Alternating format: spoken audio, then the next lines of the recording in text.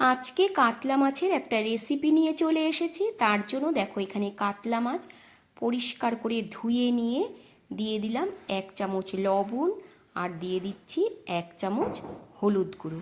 খুব ভালো করে লবণ আর হলুদটা মাছের মধ্যে মেখে রেডি করে রাখলাম।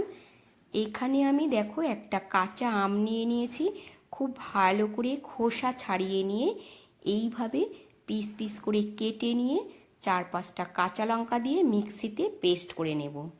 এখানে আমি একটা বাটির মধ্যে 2 চামচ কালো সর্ষে আর 5-6টা কাঁচা লঙ্কা একটু জল দিয়ে ভিজিয়ে রেখেছি।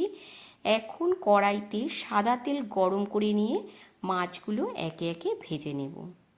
দেখো সব মাছ কিন্তু ভাজা হয়ে গেছে, তুলে নিলাম। মাছ ভাজতে ভাজতে কিন্তু আমি সর্ষেটাও বেটে নিয়েছি।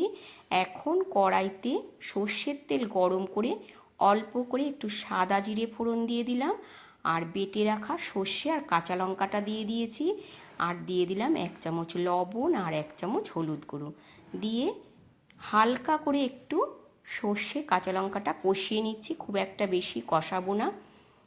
এবার দিয়ে দেব বেটে রাখা আম।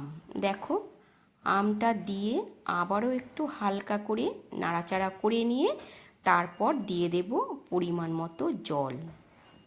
জল দিয়ে ঝোল কিন্তু খুব ভালো করে ফুটিয়ে নেব। ঝোল ফুটে গেছে, এবার আমি ভেজে রাখা মাছগুলো দিয়ে দিচ্ছি। সব মাছগুলো দিয়ে আবারও একটু ঝোল ফুটিয়ে নিতে হবে। দিয়ে দিলাম 2টো কাঁচা লঙ্কা, একদম দেখো মাখা মাখা হয়ে গেছে। এবার দিয়ে দেব ধনেপাতা কুচি। এখন আমি একটা প্লেটের মধ্যে নামিয়ে নিচ্ছি। তাহলে আজকের রান্না একদম রেডি হয়ে গেল, আম কাতলা। কেমন লাগলো বন্ধুরা আজকের এই নতুন রেসিপিটা জানাতে অবশ্যই কিন্তু ভুলো না। আবারও তোমাদের সাথে দেখা হবে অন্য একটা রান্নার ভিডিওতে। ততক্ষণের জন্য তোমরা সবাই ভালো থেকো আর সুস্থ থেকো।